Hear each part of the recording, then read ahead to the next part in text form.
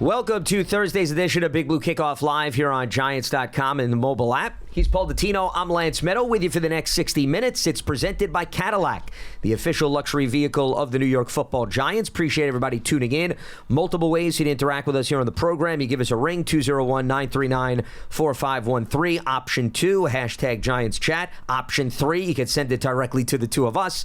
I'm at Lance Medow, one word, last name, Medow. He is at Giants WFAN. And as a reminder, you can find the archive of this show and our entire podcast network on the Giants mobile app, podcast platforms everywhere, and at Giants.com/podcast. So things heating up as free agency will get going on Monday. Before then, the new league year starts on Wednesday, March 13th. This is the first time that we're on since the Giants made the decision not to tag anyone. Right. So I want to get into that, Paul. And then also, there's been a lot of movement around the NFL, specifically impacting the safety position. We've seen a lot of veterans be released, and that's tied in to Xavier McKinney. So let's first start on the Giants front.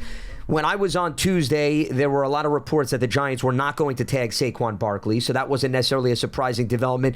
There were some whispers maybe McKinney gets the transition tag so that the Giants never give themselves an opportunity. I never believed that for 1 second. I'm just saying there were at least some whispers out there, and clearly that never came to fruition. But the reason why I want to highlight McKinney here for a second, we have seen over the last few days the Bills parted ways with Jordan Poyer, and the Broncos just released Justin Simmons. And I know a lot of people are saying, well, there's a lot of competition out there for the safety position if a team wants to go out and help themselves in that spot. There's, though, Paul, a distinct difference between evaluating a player like McKinney versus Poyer and Simmons. And I'm not even going to go the route of skill set and talent. I'm going to go the route of age. Okay, McKinney's 24. Poyer and Simmons are 32 and 31 respectively. So I think in the eyes of teams, McKinney, I don't think is that dramatically impacted, is my point, by guys like Poyer and Simmons hitting the market. Not to say they're not good players. It's just I don't know if a team would be willing to make as big of an investment in those two compared to somebody like McKinney. Well, and then there's Kevin Byard, who is 30. Sure. Yeah. Who was another accomplished safety on the market who was traded to the Eagles last season. Right. Yeah. So I'm with you. I agree with that. You would probably find more suitors at a higher price for a McKinney than you would some of these other fellows who have less tread on their tire, if you will. At the same time, I will say this about Xavier McKinney, and I like him. Okay, let me get this out of the way. I like him. I think he's a really good player. I thought he had Pro Bowl potential all over him when he came out. He's had injuries, some on the field, some off the field. The second half of last season, I think you could make a case that he may have been the best defensive player on the Giants. Now, for the whole season, you would have to go Dexter Lawrence and Bobby Okereke. Flip a coin. Sure. Both guys were really, really good. McKinney, just for the second half of the season, I thought was all pro level. First half of the season, not nearly as much. Now, this was a healthy season. This was a contract season. Don't you think another team, as they project what they think he can be and works up those numbers, says to themselves, wow, he was healthy all year, and it was a contract year, and it took him until like the 10th week of the season to truly ball out? That's something they got to ask themselves, don't you think? I'm sure that they'll take that into consideration, but I think most teams are looking more at his upside and his age and how he could fit into their scheme. And I'm sure that's a significant part of it. I would simply say, though, there's going to be a yellow flag there. There's going to be a word of caution because a guy who was healthy the whole season, played every single snap, okay? For the first time in his career, he played every single snap. He was as durable as can be. Did not have a good first half of the season in what was a contract year. We always talk about guys in their contract year. Oh, they're going to push the pedal to the metal. Sure. They know that they're going to try to enhance their value in every way possible to either their current team or the team that they're looking to impress. Why did it take so long for the switch to go off. I think teams are going to ask themselves that. And that, to me, is part of the equation when you decide what kind of offer you're going to give him. You could argue the defensive start overall was slow across the board, right? I mean, that entire unit struggled in the early stages. There were a lot of troubles with the Giants this year. No, a lot of troubles. But what I'm saying is I'm thinking maybe teams look at it that way. Hey, defense overall was struggling. He was basically a product of issues across the board, and that maybe they're saying to themselves, once the defense settled in and settled down, that's the McKinney that we think we can get moving forward. Here's what's interesting about that. The secondary was pretty much, Pinnock was there almost the whole year, missed very few snaps. Until the very end of the season. Okay. Yep. Banks had a really solid rookie season and was there, for the most part, pretty durable. Jackson missed a few games. But to me, the secondary wasn't so badly decimated. They didn't have to play so many musical chairs that I would be willing to use that as an excuse for him not necessarily playing to the optimum level that he showed during the second half of the season. Well, I just say it's a yellow flag for me. I'm not saying that I don't want him back. Okay, the Giants have already said they'd like to bring him back. I'm not saying that that's not a good move. What I'm saying is, from the outside looking in, that's got to be a question a suitor might want to ask themselves. No, all fair. And the Giants will, given the fact that they didn't give him the tag, they'll allow the market to dictate. And there's nothing wrong with allowing the market to dictate, because even if they don't get a deal done by Monday, and I would think from McKinney and Barkley's perspectives, they're not complaining that they're hitting the market, because now they can use other teams to then bring back offers to the Giants or whatever it may be, right? I mean, isn't the goal, Paul, every player wants to hit the market. If you ask Saquon last season, the reason why him and the rest of the running backs were disappointed they got the tag is they can't test themselves. They can't see what their worth is, right, in relation to the rest of the NFL. So I find it hard to believe that McKinney and Barkley are put in that position and they're not going to at least take an opportunity to test the market. That's why I would be surprised if anything gets done between those two players and the Giants prior to Monday. Right. I think they're going to go out there, they're going to see what the market has to offer. From their perspective, there's no point in signing a deal before next week. Yep. There's just not. It doesn't make any business sense to do so unless, and I don't think this has happened, but we don't know for sure, the Giants have said to them, okay, this is our final offer, and if you go outside, we're not talking about it anymore. I don't think the Giants have done that with either player. I don't know that, folks. I don't want to speak for the front office upstairs. I don't know that, but I don't think that's happened. And that would be the only way that you would have to start to consider your options. Otherwise, you need to go into free agency next week. And I would think even going down your hypothetical road, Paul, if let's say that exists, and we're not saying that does exist, I still think the players probably would say, I'd rather roll the dice and test the market, because you're playing the game of the unknown. Would you rather take the game of the unknown or what's offered to you here? Well, and what's interesting? They would probably play the game of the unknown. Julian Love had that chance, and he waited and wanted to play the field. And he played the field. And then he got the offer from Seattle, came back to the Giants and said, look, no, I'd really like to stay. And they said, no, we already told you. We used up your money on other guys in free agency. We gave you a chance at the time to do the deal. And we told you, we've got to move on to other players and we've got to spend other dollars on other positions. And so by the time he came back to them, it was too late. So there is a risk. Oh, well, that's why I said you're rolling the dice. There's a risk. That aspect. He's not happy that he took it, wound up in Seattle, and did wind up becoming a Pro Bowl pick, which is great, but it's not exactly what he wanted because he would have rather stayed. Well, I mean, he also had the opportunity to knock on the door of the postseason, too, given the circumstances of how things played out in Seattle. So, there's pros and cons in terms of how you're looking at it. Though, I would argue, I think Love and McKinney are two different players in terms of how the market will view them and how the market will treat them. So you got to take that into consideration as well, based on how teams are aggressively looking to go down the road of offering them whatever it may be? Well, let's put it this way. Love has been more durable.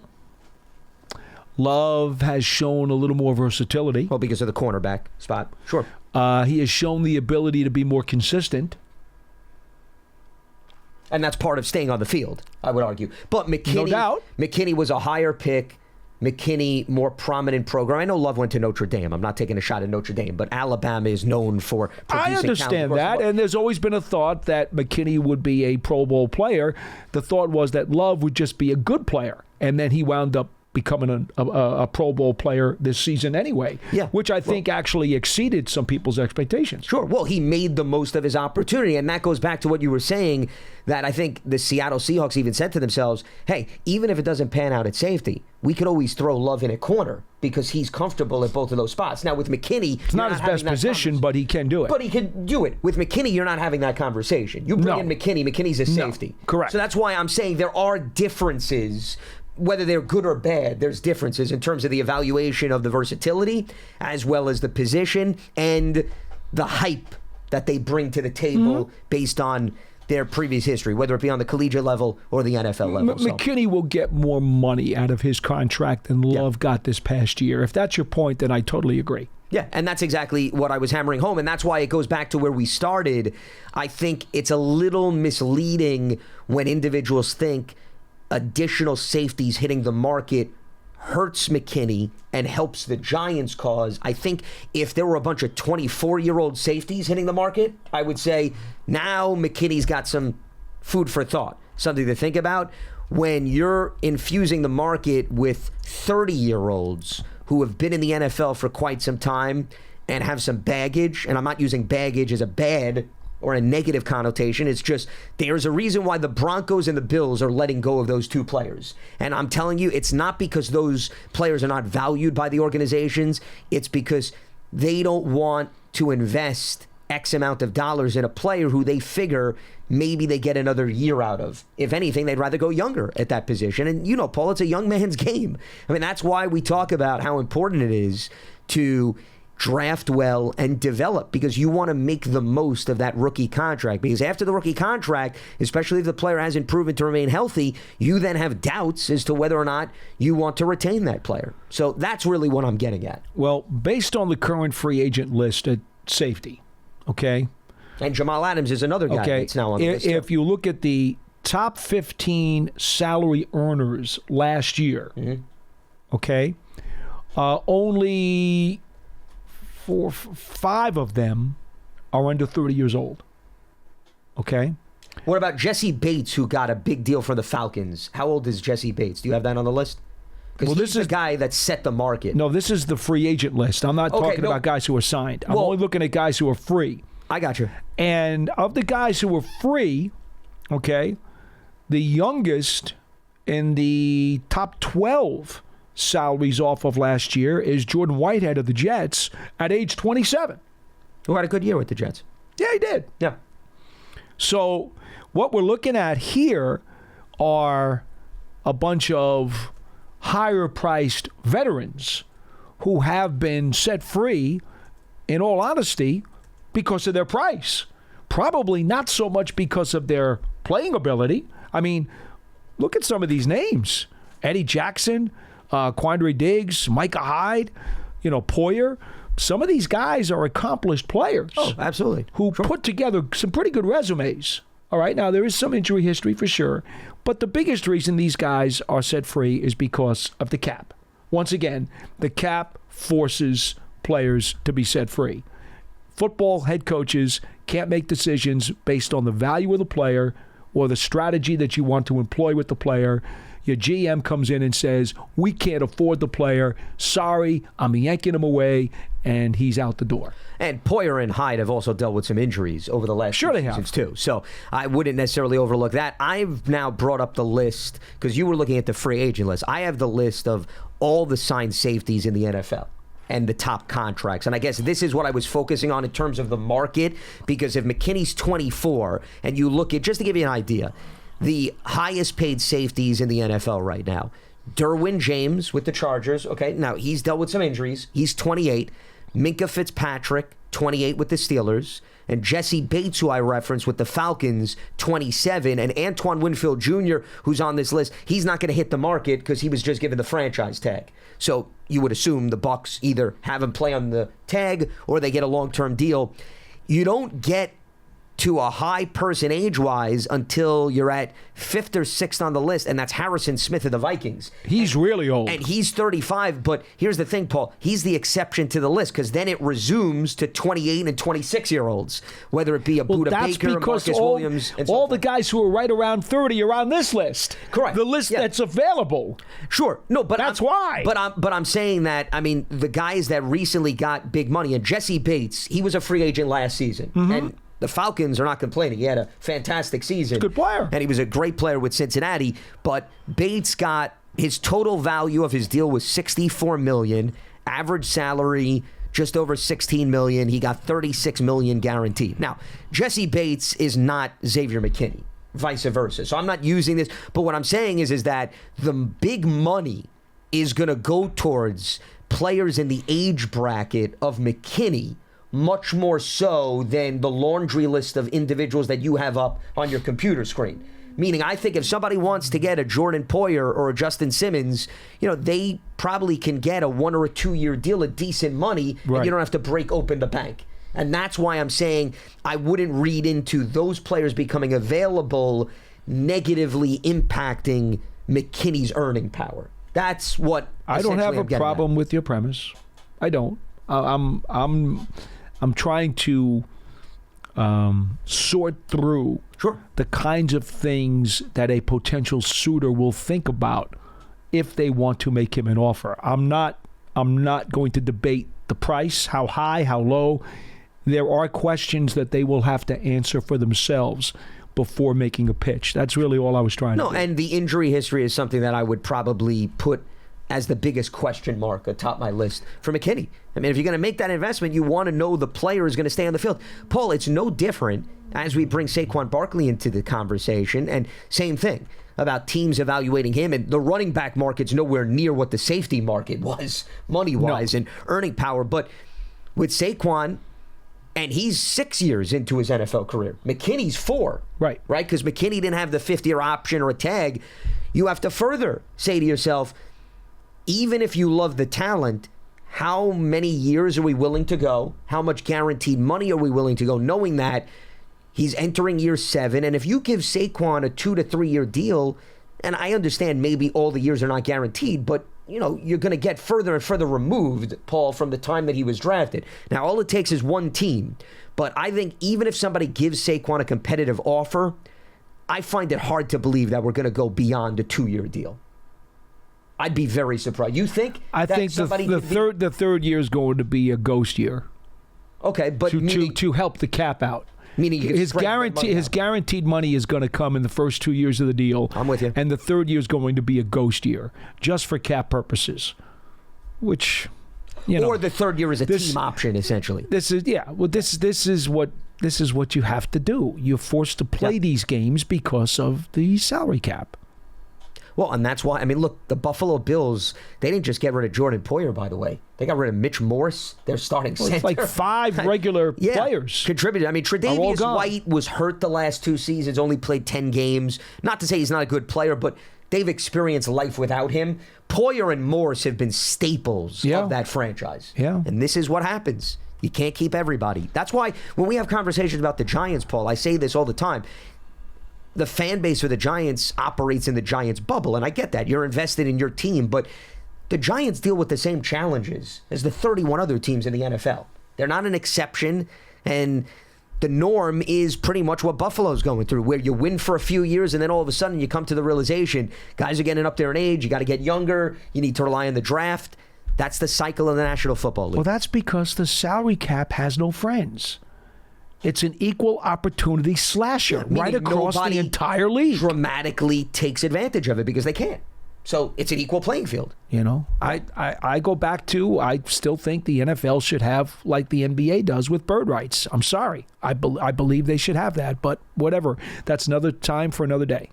All right, few announcements before we open up the phone lines here on Big Blue Kickoff Live, Giants Huddle Podcast. You can check that out, your favorite podcast platform. You can also go to giants.com/podcast. Looking ahead to the 2024 season, you can take your fandom to the next level with a season ticket membership. Stay connected to the club all year round, not just on game days. Memberships are now available for the 2024 season. To learn more about all the exclusive member benefits, visit giants.com/tickets. Limited inventory is available. And the Giants official connected TV streaming app, Giants TV. It brings you original video content, endgame highlights on demand and direct to Big Blue fans. Giants TV, it's free. It's on Apple TV, Roku, Amazon Fire TV, and the Giants mobile app. As we move forward here, let's open up the phone lines and we check in with Phil in North Carolina. Phil, welcome to BBKL. What do you got for us? Hey, guys. Thanks for your show. Want to think about, planning strategy, and I feel like we didn't have enough foresight when last year we let Julian Love go.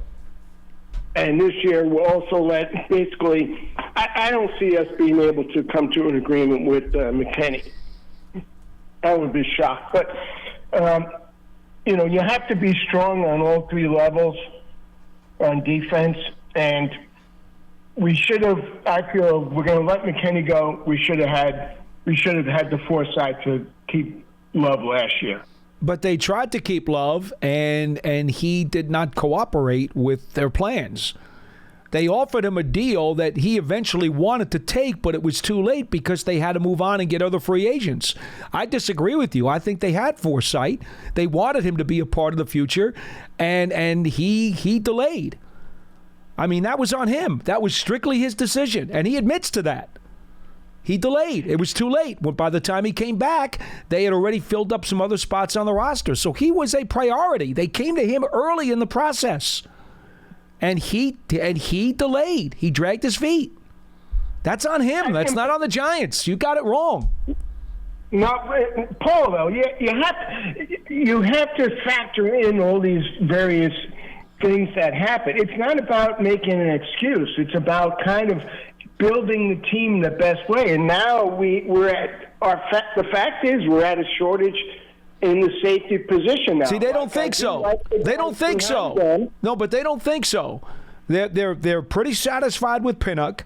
They're very high on Dane Belton, who seems to be around the ball and making plays every time he gets on the field. They really like Javarius Owens, who was drafted on the third day last year, and they think he is a mega sleeper. And they really like him a lot. So they don't believe that the cupboard is bare at safety. They would disagree with you. Yeah, well, I hope you're right, and I realize that's what they're thinking. But I'm trying to avoid this constant overreaction. I'd like a smoother transition between, as we develop a team. Because I've seen this over the years, even in prior regimes, we've kind of done this, overreact. Now we're short on this area. We have to compensate. I want to see a more well thought out plan over time. So that's my position. Well, I mean, Phil, I think you answered your own question. I would piggyback off of Paul's point. They drafted Owens in 2023. Belton was a draft pick in 2022. So you could argue they are thinking ahead to a certain degree by bringing in younger safeties in the situation in which they lose some of the players ahead of them on the depth chart. I mean, isn't that anticipating and trying to get that seamless transition to a certain degree? It is to a certain degree. Yeah, I guess we're differing on how we feel the degree is, essentially. I think we're a little short. You guys might think we're a little bit over. So hopefully, I do like their position on, I think what they're going to do is get an offensive guard and an edge rusher, and that's where they want to put their resources. So that is a favorable thing in terms of my view of the team building process. But I just want us to be. I want our agent or our group to be top notch in terms of ahead of everybody else in the way we're planning, we're thinking about team building and so forth, because that's how we're going to get sustained success in the future. So anyway, thanks guys. I appreciate it. All right, big job. Yeah, appreciate Take care. The phone call. I mean, that's how you have sustainable success. You draft in years prior to guys leaving. in free agency. I mean, that's what they did, Paul, for years, and this was the old regime. Remember, they bring in all these defensive pass rushers. And linebackers for a while, so that too. when they lost guys, or with the whole Linval Joseph at the defensive tackle, right, they draft a guy a year or two earlier, and so forth. Jonathan Hankins was involved in that. That was a process. This is why so many guys will remind you, draft the best player available, because you can never have too many good guys at one position. At some point in time, you will need him. I mean, that's the theory behind that. Well, you're always going to be able to use really good players. And to the caller's point, Owens has barely played any defensive snaps, so we're having a potential. He's basically a red shirt. Yeah, but it's a potential conversation, and we have not seen Belton for 17 games in that spot too. So there's been flashes. So we're not selling you on the fact that they know, even in the front office, that what those guys would do if you mapped it out. They're optimistic and hopeful, and that's all you can say. And that's part of the draft picks. But here's the problem. Yeah. When your team evolves over time, at some point, you have to have faith and optimism, hope, and potential. You have to. Because, again, the salary cap won't let you continue to replenish and buy sure things. You just don't have that luxury. The cap says, I'm sorry, you can't do it.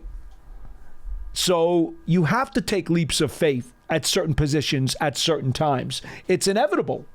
And you have to give guys opportunities so you could see what's happening on the field. Not to say that you want to see Jason Pinnock get hurt, but I think it was a bit of a blessing in disguise that Belton got some of those opportunities late. Well, yeah, because behind McKinney and Pinnock, who were both very durable and were really not wanting to come off the field. Well, McKinney never came off the field. Right. So, yeah. But between the two of them, there was not very many snaps for Belton to go around. Yep. And so, he would get in there maybe in the 3 safety situation, but that was about it. And he just didn't get a lot of burn. And then, obviously, Pinnock got dinged up, and that gave Belton a chance to get in there. And what happened? He gets in there, and he starts making plays. I mean, you're absolutely right. That's what they call, and Tom Coughlin always used to say this, opportunity. He used to get into players' faces sometimes, the backups. He would say, opportunity. This is your opportunity. Use it. Show us. Belton did it.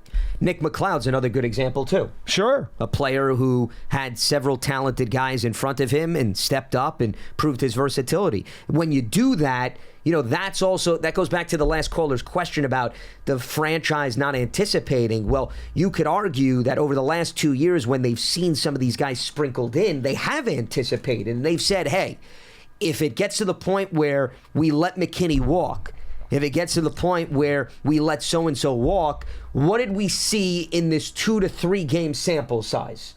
And what do we like? Now, what I would argue, Paul, though, the one thing, though, that complicates matters just a tad is that, and this just goes to show you how the conversation constantly evolves, is when they were evaluating the talent at this time last year, Wink Martindale was in place as the defensive coordinator. Right. You now have a new guy. So you were saying, okay, he's a good fit for his system. Now, with Wink gone, you've got a new defensive coordinator, a new philosophy. And we talked about this around the hiring. Bowen gave them feedback on a guy like McKinney, as well as any other future free agent. So they're not operating blindly. They're listening to the feedback that Bowen provided them. And maybe they have their eyes set if they lose McKinney to another team on one of these established veterans. I mean, you brought up Byard. He's got a history with Bowen in Tennessee. No doubt. It's possible. Poyer's got a history with Dable, Buffalo, and Shane. Yeah. So does Micah Hyde. Sure. That could very well be a part of the dialogue before they also part ways with a player. Let's head back to the lines. We got Cliff in New York joining us here on BBKO. What's happening, Cliff? What do you got for us? Hey, guys. Thanks for the great show.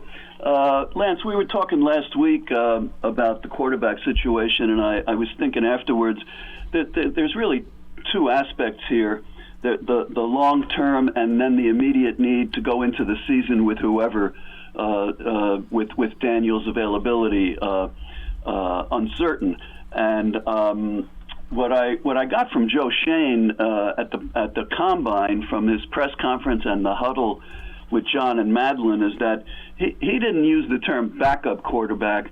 He used the term number 2s and number 3s, and he indicated that those number 2s and number 3s were subject to using draft capital on.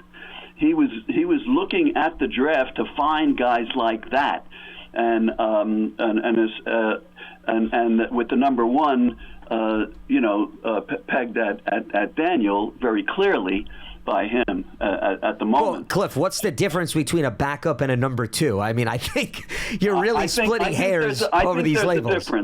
What's the difference? I'm just curious how you view it. The difference is respect. The difference is respect. It means that there could be a number two quarterback who is only supposed to be a number two quarterback and can be extremely valuable doing that, which we learned in the 1990 season, when we had a guy who was very unhappy that he couldn't be a starter and was ready to quit, and he came in as a backup and ended up being the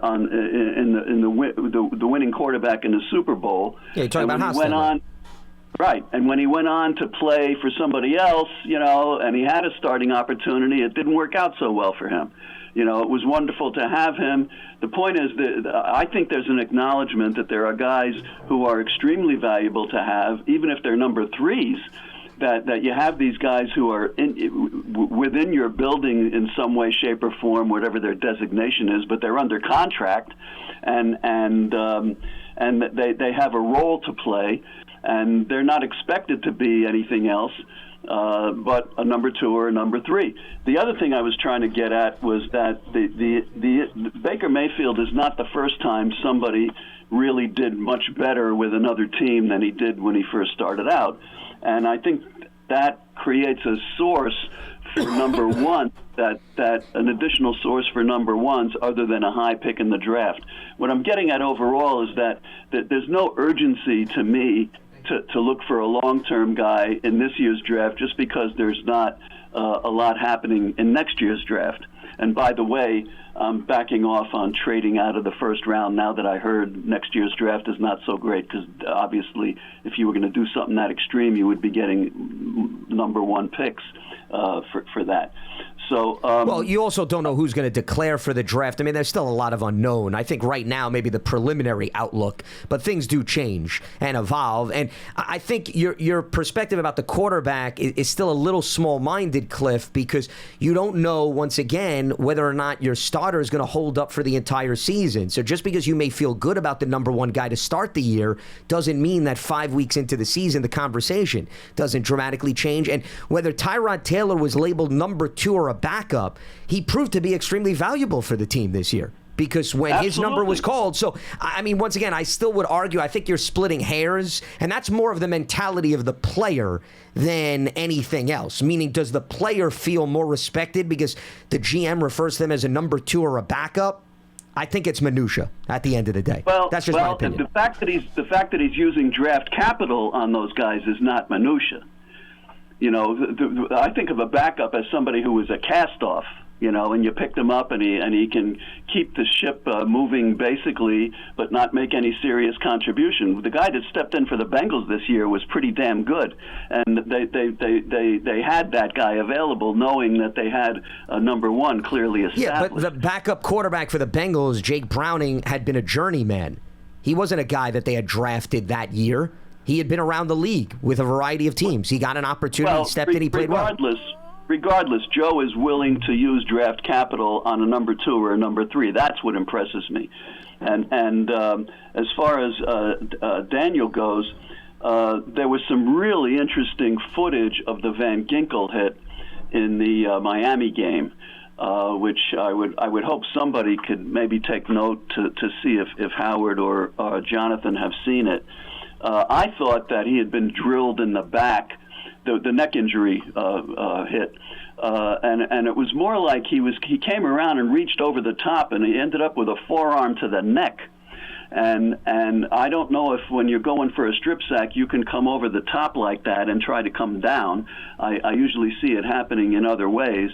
And the point was that I didn't think that was fair to call that a durability situation. There were two other guys bearing down on the same play, and I had understated on a previous call what Joe Shane's characterization of that day was, which was that the guys that were playing the offensive line, they weren't just the guys that played in the last exhibition game. They were the guys that played in the fourth quarter of the last exhibition game. That was the level of talent that he had blocking in that game. So the durability argument, I don't think Daniel has not lost, in my mind, any durability. Well, I think, Cliff, and appreciate the phone call, when it comes to Daniel Jones and durability, Paul, and everybody wants to interpret this 25 ways, we don't have conversations about who's to blame for the injury. The bottom line is the guy either stays healthy or he doesn't. I think what Cliff is trying to do, based on his response, is saying, well, Daniel was hit on a certain play that brought him down. Nobody's placing the blame game on the individual player. It's just a matter of, can you stay on the field or you can't?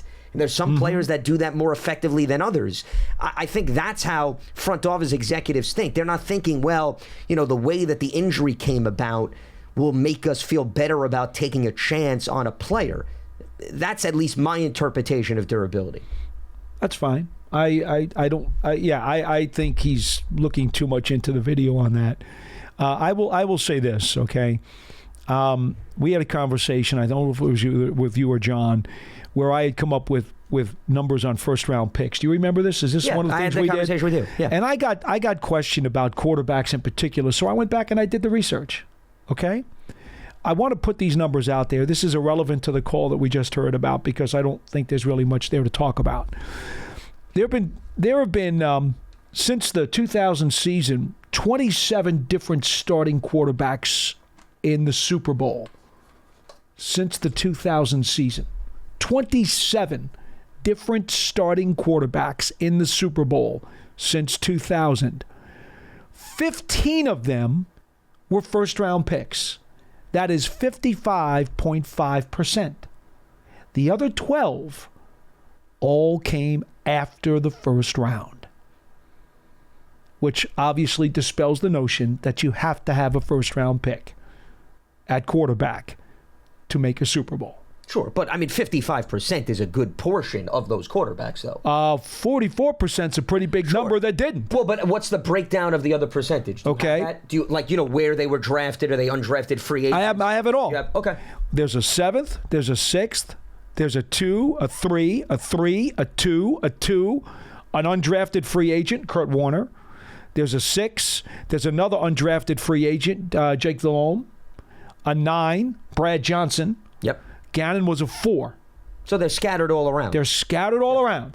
And remember, Brady makes up a lot of those too, keep in mind. He's only one. No, I know, but I'm saying Brady has represented teams in the Super Bowl many times. But I'm not counting those. No, I know you're not, but that matters in terms of context, though. No, well, it doesn't because I only took the number of different starting quarterbacks there have been. But also, I'm not going to count the guys who have been there multiple times. Sure, but I'm saying that doesn't matter to this equation. But it mattered to me. The point is that the guy that's had the most success, though, was a 6 to be a 6th-round pick. Well, if anything, and that's very rare, is what I'm saying. All right, but if anything, then that dispels the whole. You got to have a first rounder, even more, if you really want to go that way. No, but now, go ahead. I have more numbers. Sure. Pro Bowl numbers. We did the gauge for first rounders and percentage of chance that the guy would make a Pro Bowl the other day based on 2000 to 2020 because anybody in the last 3 years is still in their first contract as a first round pick. So we don't want to count those guys yet. So from 2000 to 2020, there were 60 first round quarterbacks taken in the first 60 first-round quarterbacks taken from 2000 to 2020. 29 of them, only 48% have made it to a Pro Bowl. That's it. It's a flip of the coin. Only 8 of the 60 have been named NFL All-Pro, which is the real... Yeah, I was going to say, that's a better indicator. That's the real elite of the elite. Yeah. But even the Pro Bowl, and as Howard said, you can go deep. So you're being very wishy-washy, and you're even giving people the benefit of the doubt by saying a Pro Bowl is really, really good. Still, only 48% of first-round quarterbacks taken since the year 2000 have gone to at least one Pro Bowl. It shows you what a true crapshoot it is. Okay? I am so sick and tired of everybody getting their pants in a bunch, screaming, got to draft a quarterback in the first round, got to draft one in the top 10, got to trade up and give out to Fort Knox to make a trade to get to the top 3, to get to the top 5, to get to the top 1. Folks, there are more Josh Rosens and Sam Darnolds out there than you can imagine. Okay? The facts speak for themselves. This isn't made up. This is not an opinion. This is a fact. 29 Pro Bowl quarterbacks out of 60 drafted in the first round. Now, is the number 1 pick important? Yes, it is, because I broke that down too. 15 taken number 1 overall in the draft. 12 of those guys have at least made a Pro Bowl. Only 2 of those 15 got at least one All-Pro. That's real low. Pro Bowl, though, a lot more got in. Top 6, 29 were taken in the top 6. 20 of those made a Pro Bowl. That's 69%. Only 4 became elite enough to be All-Pro. Top 10 quarterbacks taken overall in the draft since 2000. 37 of them. 23 made at least one Pro Bowl, 62%. Pretty solid number, but not a guarantee by any stretch. Only 6 of the 37 have been All-Pro. That's only 16%. No, it's far from a guarantee. But that's the point. And I am so sick of people acting like every single first-round quarterback is an absolute lock to be a franchise player. They are not.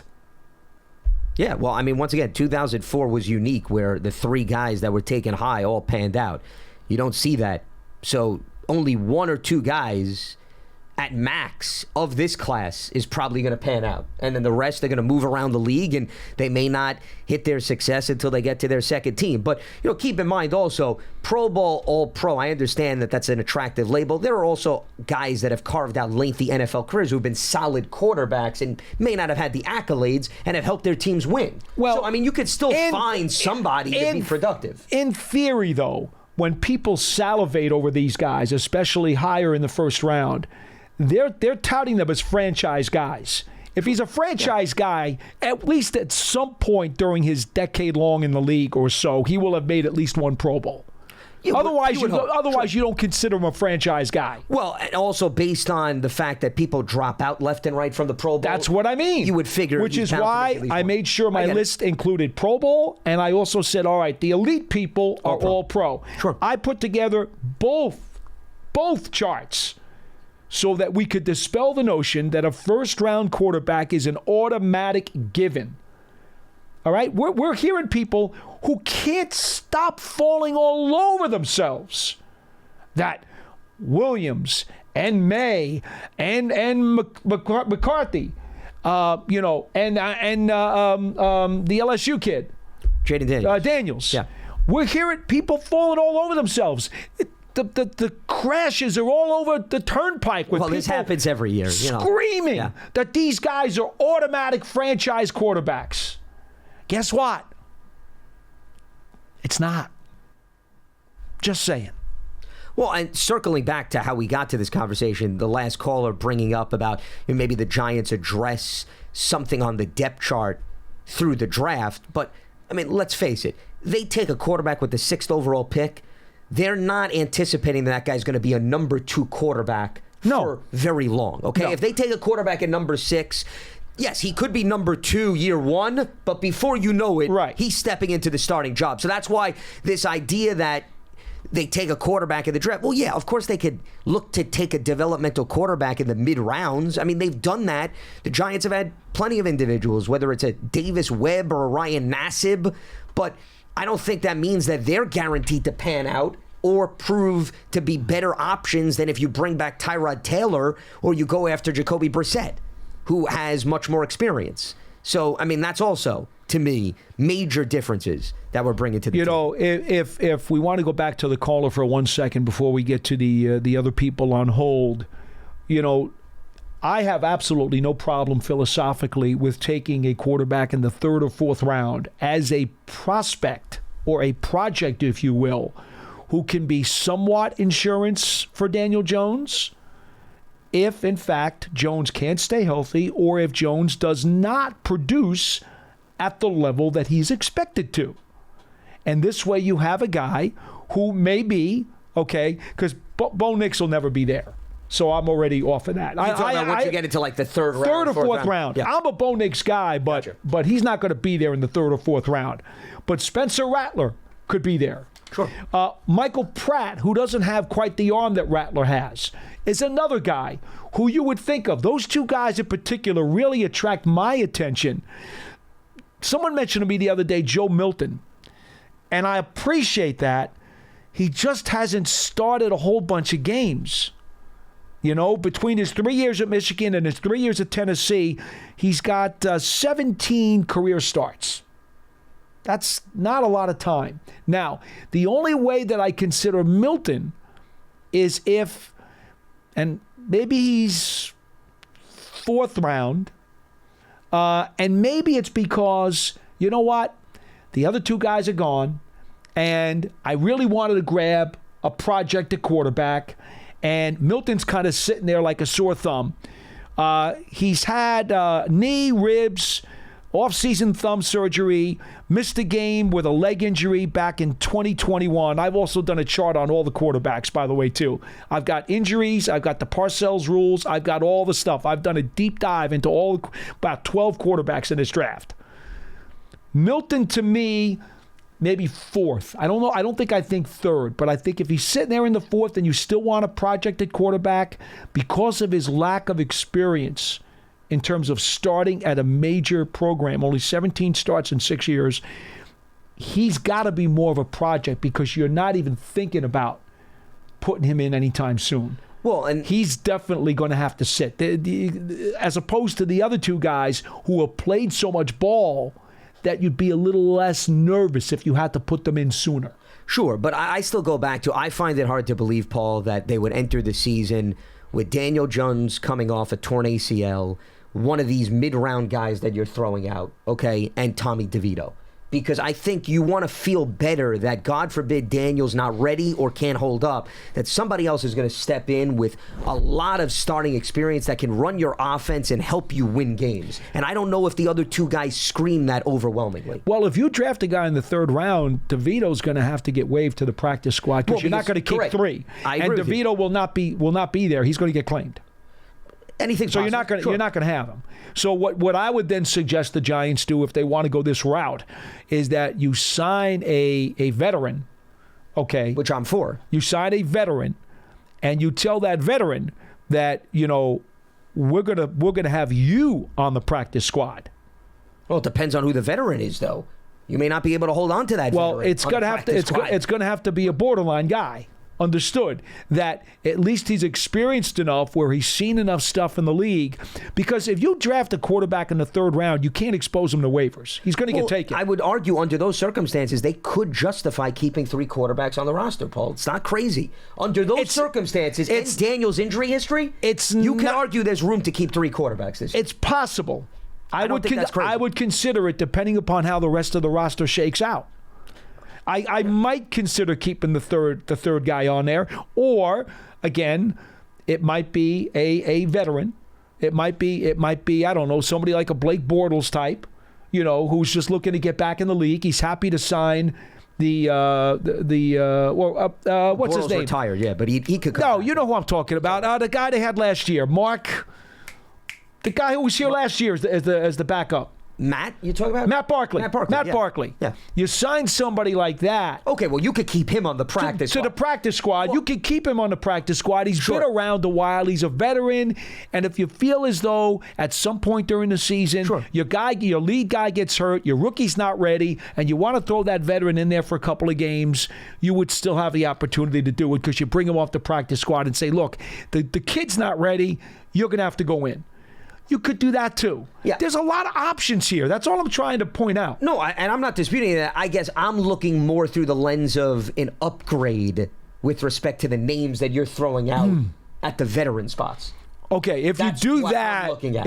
that, you're not going to probably get him to practice squad. He's going to have to stay in the 53. For example, which is fine. Yeah, if you went after a Ryan Tannehill or you brought back or you have Jacoby Brissett. They're not going practice squad. That's my point, and that's how I'm looking at it. Then you have to keep 3. And I'm totally fine with that. I think you have to, if you're Joe Schoen, I think you say to yourself, weighing Daniel's injury history and what he's coming off of, a young guy who, let's say you take in the 3rd round, but you still want the security blanket. The 3rd round pick is not the security blanket. Then that's my point. Back to your point, if you're going to keep 3, do you not even bother signing a veteran? Do you just keep DeVito as the 3rd?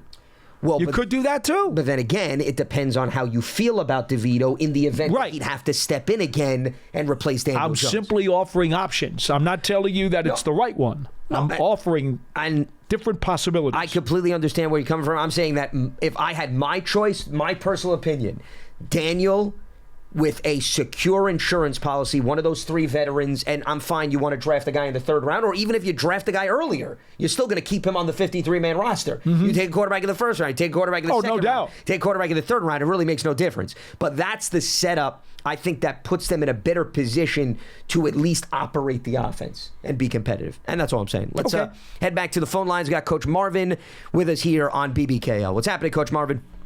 Hey, how you doing, Lance and Paul? Hi. What do you got for us? Oh man, my head's spinning right now. Well, try to at least hone in on one specific topic. This quarterback thing is just such a kaleidoscope. It really is, and it could go so many different ways. Yeah, they can. They got so many options, and you're right. It's just another option they can have, and everybody has their preference, and But when we're talking, everybody has to remember the first word they say when they start a sentence. I. When you say I think, that's cool, but it really doesn't matter. It's what Joe thinks. Sure. And that's all that's going to count. Yes, sir. There was a good stat you gave, Paul, about the first round. The only thing I would like to see that broken down, because you're taking the first round against the field. I would like to see how many of those quarterbacks in the 2nd round, what's the percentage, 3rd round, individually, and then compare them to the 1st round. Right. I did not go that far. I simply the only non-first round quarterback chart I did involved the starters in the Super Bowl. And we found 12 of the 27 who have started the Super Bowl since 2000 came after the 1st round. Right. And that's what I mean, 1st round against the field. And those are good stats, but I still would like to hear it broken down into how many of them were undrafted free agents, how many of them were 7th round or 6th round, all individually. And I can tell you how many each were, but I can't tell you what the percentages were by how many were taken in each round. That I can't do. I didn't go that deep. I went deep, but not that deep. Yeah, that's fine. But the thing with that is, I think we look at if the 2 guys. If 2 of the 3 falls to number 6, which I don't think will happen, I would have to make a decision there, and I think they would be the best quarterback, even if you're talking about guys in the 2nd, 3rd, or 4th round. The Daniels or Williams. And if you're there to get one of those, those are different types of athletes compared to the ones you're going to be counting on to hope that they can catch on. Now, you have to be a certain team to when you are drafting somebody in the 4th and 5th round that's a quarterback. You have to have a certain foundation on your team for that to turn around that quick, for that guy to catch on. Like if you look at Dak, when Dak came out, Dak was okay in college. He was a pretty good college player, but he took that job from Romo because of the surrounding that was on that team that they had at that time. So a lot of times, the first rounders, they normally are going to a team that was a disaster the year before. Mm-hmm. Yeah, so that has a rough environment. Sure. Yeah, it's kind of tough. It's not a science. It's all luck. You got to be the right people coaching them, the right organization, and a player that can catch on. He has the mind to to do these things and he's an athlete that can translate to the NFL from college. All those things come into play, and it's so difficult with any draft pick. Well, Coach, what do I always say? The league is the game is a spider web, right? I say it all the time. You can't look at anything in the National Football League like it's in a bubble. It is a spider web, which is why everybody who makes a definitive statement that I got to have this quarterback and I have to take him in the first round is playing with fool's gold. Right. You can't do that. That's right. You can't force this into whatever you want it to be, this narrative you want it to be. You can't force that in. And if you're looking for a quarterback, that's dangerous when he's not there for you to take.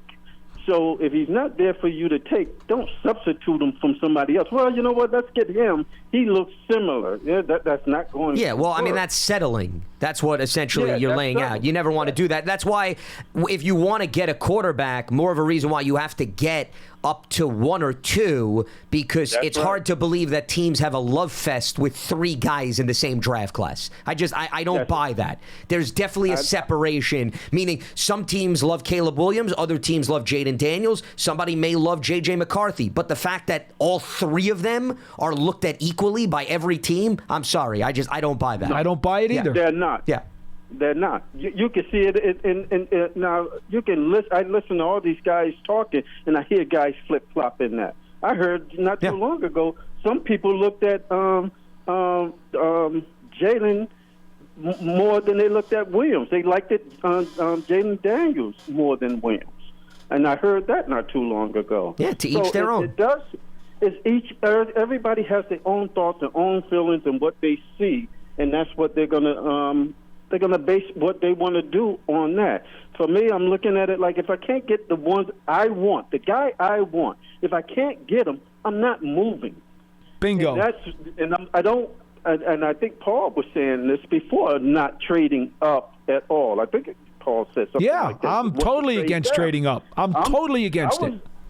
I was thinking about trading up, and now I'm on your side, Paul. I'm saying, for me, I'm going to stand still. I'm going to stand fast, and whatever player coming at that 6, I have a list of 7 guys, and if one of them are on the board when I get there, then, and most likely he is going to be there, that's the guy I'm going to take. And then I build from that. And if you want a quarterback, maybe the second round, I don't know what these guys are in the second round, but you're in position to build something. We do need a quarterback. And I tell all the listeners, go to that the Giants huddle y'all had posted yesterday with Charlie Weiss. Mm-hmm. He hit it exactly. I loved everything he had to say. Everything he had to say, I loved what he said. And I think that's what needs to be heard. And it's all going to come down to just one voice. There's so many voices going on right now. Sure. Only one voice is going to count. Well, I mean, in the room, one guy may make the decision, but I can assure you multiple voices will at least weigh in. And appreciate the phone call, Coach Marvin. Thanks for giving us a ring. And that's why I always say the environment shapes the quarterback a lot more than the individual skill set. You got to look at what's around the QB, because if that changes, that's why people always call in and they say, well, if you took Brock Purdy, you moved him elsewhere. Yeah, it's probably going to change things, okay? Because that's the nature of the beast. Just like if you took Daniel Jones, you moved him elsewhere. If you took Aaron Rodgers, you moved him elsewhere. Things are going to change. Wait a minute. You mean Purdy's actually better because he has McCaffrey and Samuel and Kittle and Talent Ayuk helps, just a tad. And an offensive line and a defense that can allow them to take chances? Yeah. Oh, wow. That's amazing, Lance. Well, that's why What a novel concept. No, but there's a lot of people that have those conversations, which to me have no value or substance, because you're operating in a hypothetical world. The guy went where he went. He thrived. He took advantage of it, period. Who cares if he would have played in 25 other cities? RJ is in Georgia, joining us here on BBKO. What's happening, RJ? Last caller, RJ. Go ahead. Hey, what's going on, fellas? Hi. Listen. All right. Hey, man, listen. I'm having issues today. You know what I'm saying? I want you guys to help me out. All right, well, we'll try. I have 2 jerseys here. Well, more than 2, but I have a Xavier McKinney jersey. Yeah. And I also have a Saquon Barkley jersey. And I know about the rumors, and I know both. They did not get franchise tag on them. So now I'm like, these jerseys. What am I going to do with these jerseys if I see Saquon in the Philly? outfit, or if I see Xavier McKinney with the Oakland Raiders, just to name one team. You know, what am I going to do? I'm having issues, and I need you guys to help me out, please. Well, they did at some point suit up for your favorite team, so it's not like you're going to lose those memories, RJ. It's just a matter of you may have to purchase a new item to meet the needs of the current roster. That's all. You know, RJ, when I was a little kid, I had a number 10 Giants jersey, and that was after Fran Tarkenton. But after a few years, you know, when he got traded, number 10 became Brad Van Pelt, and I was okay with that. That was my point.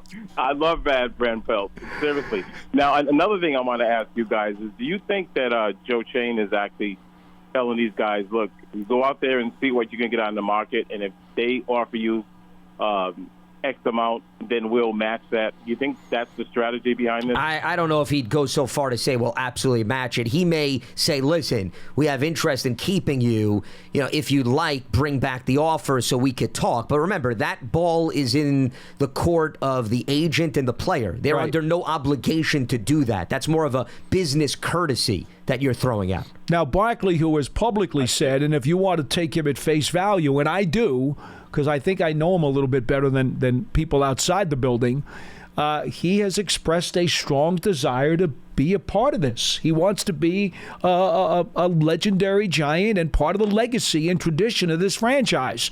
If you believe those words, then it's highly likely that he would call the Giants after whatever offer that he receives.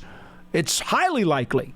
Whether or not, you know, McKinney does, I don't get the impression that he values the tradition card as much as Barkley does.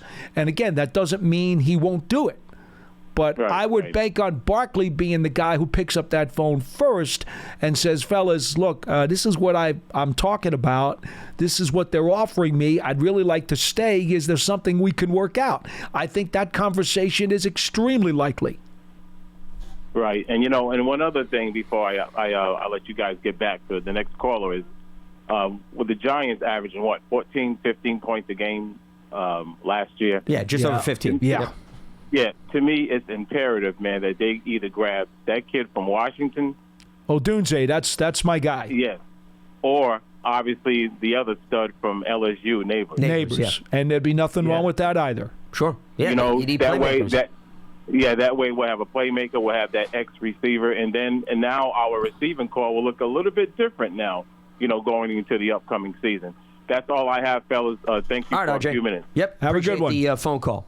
Remember, all of those weapons are dependent on how the offensive line plays and everything else that's involved in the equation. But you can't argue the last caller's point that they need to get that point total up. I mean, we've been talking about that throughout the offseason. You cannot rely on averaging 15 a game and thinking you're going to win many contests. All right, that is going to wrap up Thursday's edition of BBKL. Appreciate everybody tuning in. Today's episode of Big Blue Kickoff Live, part of the Giants platforms everywhere, and Giants.com/podcast. For Paul Dottino, I'm Lance Medow. Stay locked to Giants.com for all the latest, and we'll speak to you on Friday right here on Big Blue Kickoff Live. Have a good one.